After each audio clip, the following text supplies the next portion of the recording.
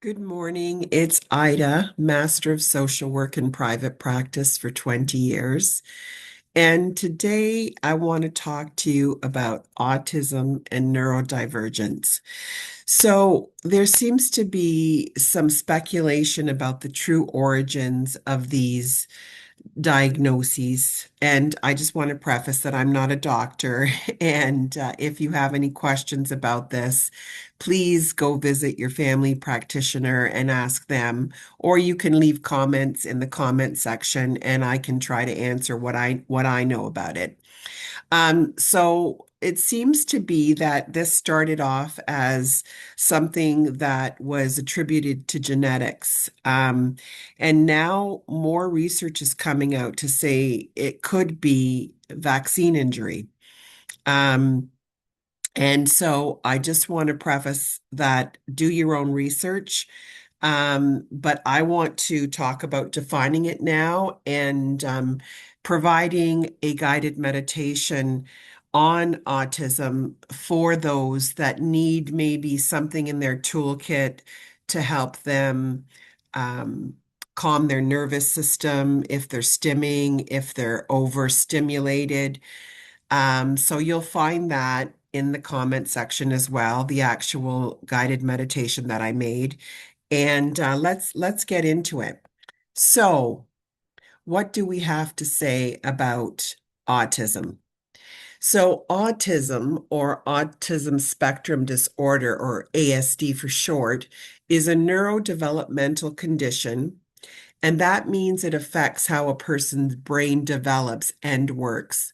So, common features can include differences in social communication, like reading social cues or small talk, repetitive behaviors or strong routines. The repetitive behaviors are called stimming, focused or intense interests, and sensory differences and overload, maybe in sounds, lights, textures.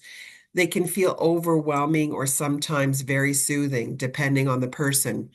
And it's called a spectrum because autistic people can be very different from each other in terms of their strengths, their challenges, their support needs, and personalities, and what they need to accommodate them.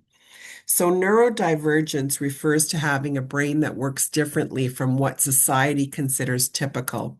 So, it's part of the broader idea of neurodiversity, which says there is no single normal way for a human brain to work, and variations is natural and valuable.